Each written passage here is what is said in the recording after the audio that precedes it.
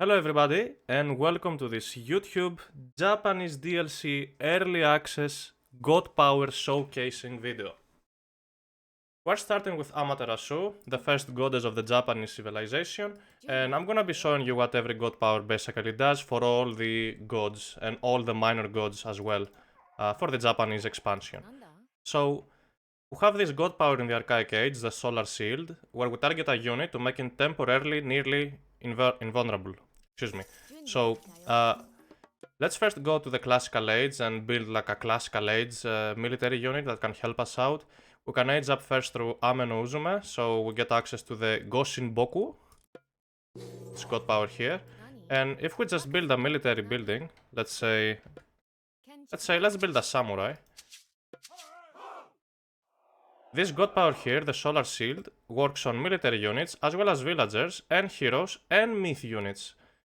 So there are various ways you can use this God Power. If you wanna snipe a villager in the early game without losing your myth unit, you can do this, for example.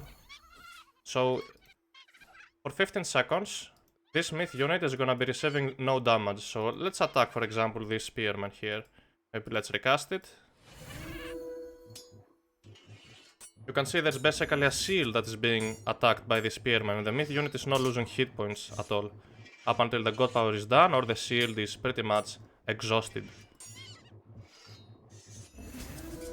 Alright, and now the myth unit is receiving damage, and it's gonna die. Works also on heroes, like we mentioned. Works on human units as well, and villagers. So you could also save a villager in the early game, but might not be that worth it to cast it on a villager. But anyways, this is pretty much what the first God Power does for Amaterasu, the unique one, Solar Shield. And then, edging up to the Classical Age, on the left minor god, we have Goshinboku. What this God Power does, it resurrects myth units fallen in battle. So, let's get ourselves a myth unit. We have this Kaimatachi over here, and we're gonna send it to death. Let's use it for a fight. You're going to see once it dies, this myth unit will be in the queue from this magical tree. So it resurrects basically myth units. A pretty strong God Power. Trust me, it works for Mythic Age myth units as well, for all ages basically. So it is a pretty strong one. Okay, there is a cooldown, you're not gonna get the myth unit instantly, but you can tell how powerful this God Power is. And I think it also works on the kitsunes. Let's lose this kitsune here.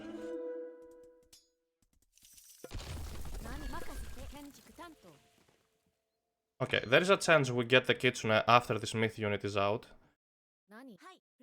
So, yeah. Anyways, that's pretty much what this God Power does.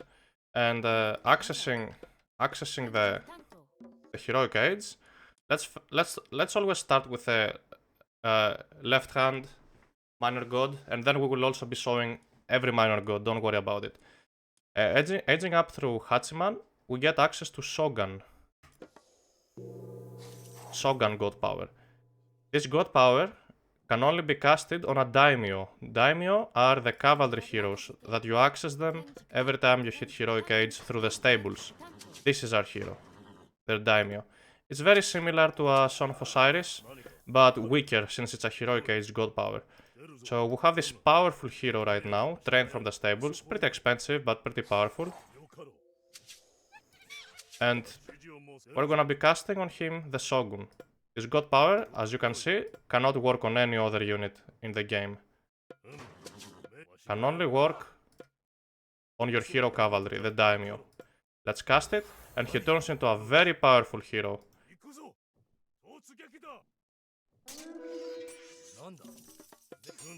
With very high armor and more hit points, and basically a tank. It has... You can see the spearmen are managing to do so much damage to him because he's a cavalry. He still has the cavalry tag, so spearmen basically do apply bonus damage against him. Still though, it looks like he's going to win the fight. On top of that, Shogun summons samurais while fighting. As you can see, we got 2 samurais completely for free. So this hero basically has like double abilities.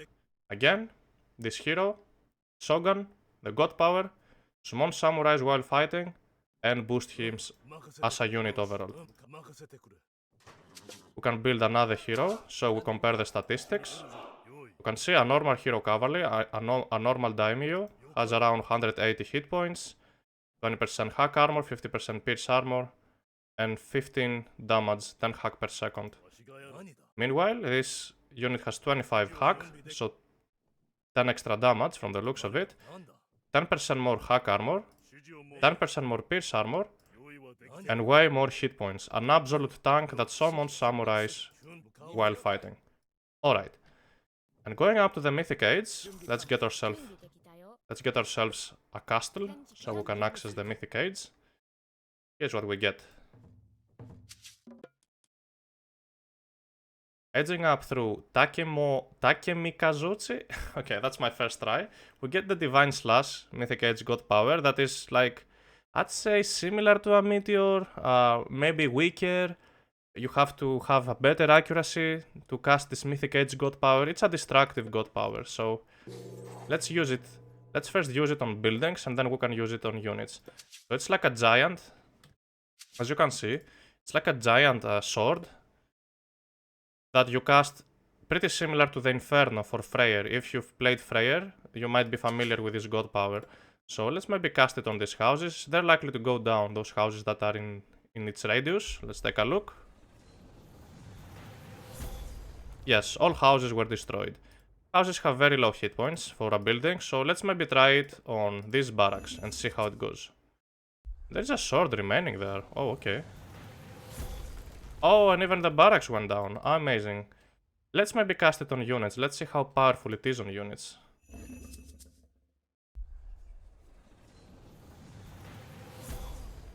All spearmen died. Okay. So it is a powerful god power indeed, very similar to Inferno, but you can dodge it. Your opponent can basically dodge it, so you have to be smart on the way. You have to think before casting it. You cannot just, you know, cast it.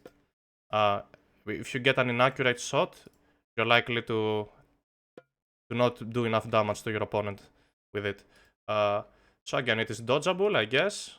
And yeah, so think before casting it. It's still powerful, but I think there are even stronger god powers in the game out there. But still, it's not a bad god power. I think I would rank it on like A+ tier if I had to make a tier list for god powers. Will be very soon out. I'll make a video like that. Alright. Okay. Moving on. We want to do the second minor gods on the right hand. So, going to the classical age through mini katatomi, we get access to Shrine of the Hand. This is how this works. You target a shrine to transform it into a Shrine of the Hand, periodically spawning huntable deer as well as friendly wolves that defend the area. So let's first build a shrine here before aging up. And let's now age up through mini katatomi. As you can see, left click on Shrine of the Hand, on the god power, and then left click on a shrine. And this shrine spawns huntable animals, and also wolves, or wolves I should say, that protect it, and protect your villages as well. You can also drop off food on the Shrine of the Hand. So let's maybe gather some food over here. You can see these villagers basically hunting and dropping off their food on this. So it also works like a you know, like a granary. And you can see, selecting it, you see the queue that it's spawning wolves and it's spawning deer also.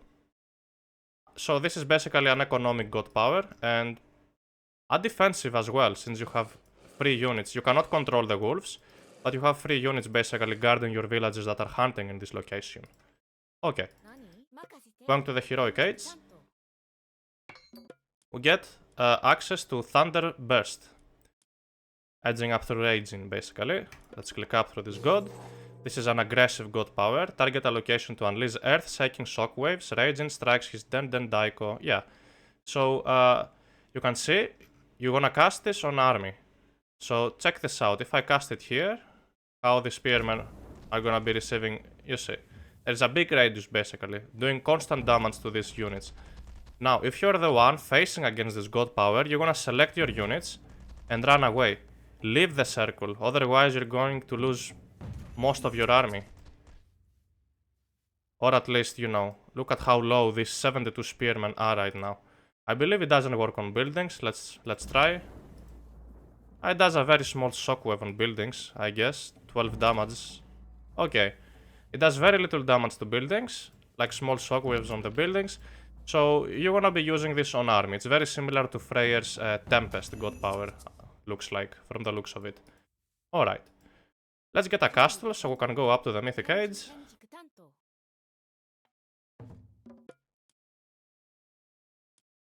And edging up through Okuninushi, I think, we have the Sacred Gate that you target an area to basically, you can recast your god powers, and it makes your god powers cheaper when you cast this. So let me show you what exactly happens here.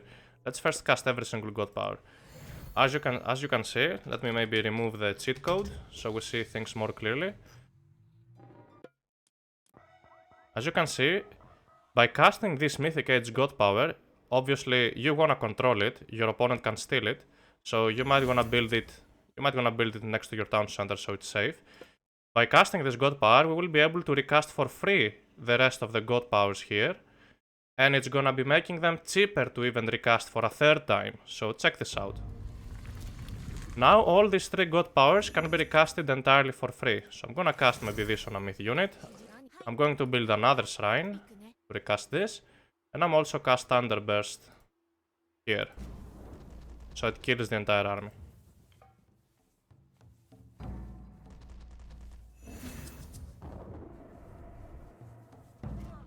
All spearmen died here. Alright. And now that the second shrine is up, I can recast the Shrine of the Hunt, and now I have 2 locations where wolves spawn, huntable deer spawn, and we can boost our economy, and everything is amazing. Alright, so moving on, we're gonna be doing the other 2 major Japanese gods.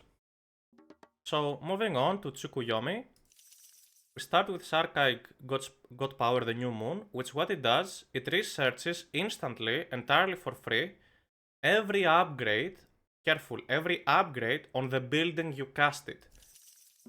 So, for example, and it also makes that building train units faster. If you cast it on a military building, that's a bonus, that's an extra. So, let's first go. You shouldn't cast it in the Archaic Age, there's nothing really to upgrade right now. So, let's just go to the Classical Age. Let's age up through Inari Okami.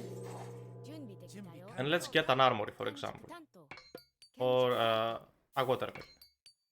Maybe some military buildings as well. So, if I cast the New Moon on this armory, then we're going to get these 3 upgrades, because they're the only upgrades we have access to right now, entirely for free. So, careful. It only gives you what is available right in front of you. So, if I am in the Mythic Age and cast New Moon, it's not going to give me every single upgrade the armory ever has. It's not gonna give me iron weapons, iron shields, nothing of that. It's only going to give me what is available to me right now. So, if I cast it here on the stable, I'm going to get medium cavalry and the Sasimono bannerman for free, instantly researched, and this table will be training cavalry faster for a short period. If I cast it on the temple, I'm going to get these 3 upgrades for free, instantly. So let me show you. I'm casting it on the temple, and all upgrades in the temple are researched. It doesn't work on omniscience, don't get excited. And it doesn't work on the age ups either. If I cast it here on the town center, it's just going to give me masons.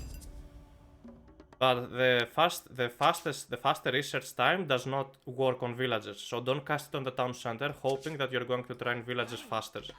That's not the case. So if I cast it right now on the armory, I have the copper, the copper armory upgrades for free. Now, if I go heroic and cast it again, then I'm gonna get all these 5 upgrades for free. Actually, not Burning Pits, we have to be Mythic Age to access Burning Pits, but at least these 4 upgrades here if you cast it in the Heroic Age. And you have already researched the previous armory upgrades. So, another one, we have the Swampland in the Classical Age. So this works very similar to the Spider Lair for Gaia. So if I cast this, I cast it, let's say here, there will be like some type of myth units eating those human soldiers, you can see. Especially, so if your opponent ever casts this against you, you better run away from it. Because these myth units here just eat you alive, they eat your human units, so you better run away from this location and dodge and take no fights here. Usually this god power is not as strong, but since there is a huge ball of units here, you see it keeps working. Since the more units you have in this radius, the more you're about to lose when your opponent is using this against you. So when you are using this god power yourself, you're gonna do it in a big fight where huge number of units are sitting in one single location, like here. Alright. Going to the heroic age, we get the other minor god, Fujin, basically god of the wind, who gives you access to Smiting Gust god power. Let's age up. So this is a tricky god power. It unleashes an immense gust of wind, blasting military units across the map. But there is one negative thing about this god power. It works also on your units. So if I do it here, look at my units flying. Do you see them? Flying all the way to the other side of the map. And you might ask, why is that the case? Because this god power would have been way too OP if it only worked on the opponent army. Because let's say I cast it in a fight. Let's say I had like 10 rams as let's say I had like 10 siege units as the Japanese civilization. 10 siege units, and right in front of them there was like a huge ball of military enemy units. I could cast that god power and send all of the opponent army flying away, and with my siege units destroy an entire base until your opponent's army could come back all the way to fight me. So you at least have to act smart. You have to cast this in a smart way so it can only reach your opponent army. So let me give you an example. I'm going to build a short army of some horse archers.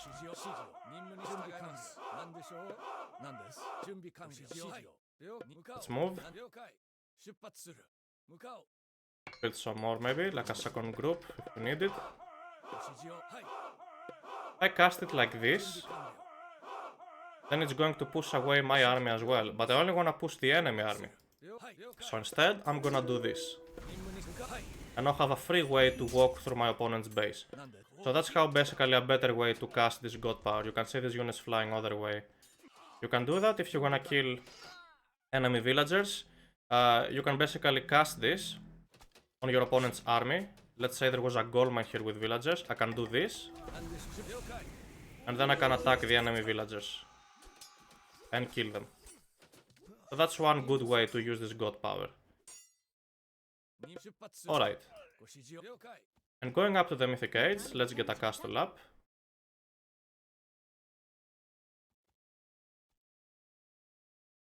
Okay. Edging up through Watatsumi, we get the dragon Typhoon. So here's how that works. This is very similar to a tornado. It might actually be a tornado. It works on buildings and on military units. So let me first cast it on this, spearman ball.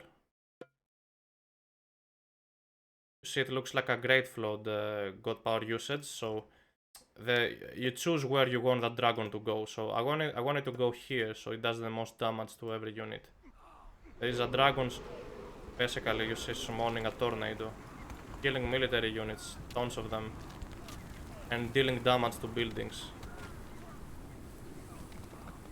It actually killed every single spearman. Okay, that was insane. Let's see how well it can do against a town center.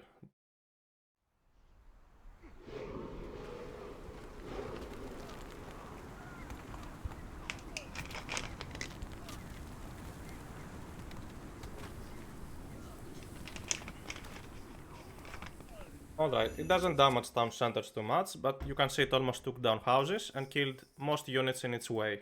So that can be one great usage of this god power. And moving on, we have the last minor god for our Japanese civilization. Alright, so edging up to the classical age, we have already explained Swampland and Shrine of the Hand, so it doesn't really matter which one we age up. Our first god power though in the Archaic Age is the Kusanagi. This works very similar to a shockwave for Uranus, for those who are familiar with Uranus. This is how you cast it. It works on units. I think it can work on buildings too, but it might not do much damage to them. Let's take a look at a house. Okay, it does some very little continuous damage. Doesn't look good against buildings, to be honest. But casting it on military units though, you can see it does some damage and pushes units a bit away. Like a little shockwave. It kinda makes those units go chaotic, so you can use to distract your opponent's army basically when you cast this god power. Try that again. See, pushing them away. And then there's like a lightning there going with a sword. Nothing too strong, nothing too amazing. A decent Archaic Age god power to distract your opponent. I think it should be cheaper, a bit cheap to recast. But yeah, that's overall about the Archaic Age god power. Going over the Heroic Age. I've explained the Thunderburst and the Smiting Gust, so nothing too much about this. And if we build a castle and go to the Mythic Age, I believe we have explained every god power at the game. For the Chinese civilization. Yes, we did. So the Dragon Typhoon and the Divine Slash, pretty much. So this is the unique god power for Kusanagi. See for a last time what these god powers do. Hitting military units, human units. This one pushing units all the way to the other side of the map. And this is a giant samurai sword that works like Inferno for Freyr, for those who've played Freyr. Bang. This Mythic Age could have been a bit better, not gonna lie. But anyways. So this was pretty much the video for the Japanese god powers. Thank you for watching, and if you liked the video, make sure to subscribe, leave a comment, and let me know in the comments which god power is your favorite.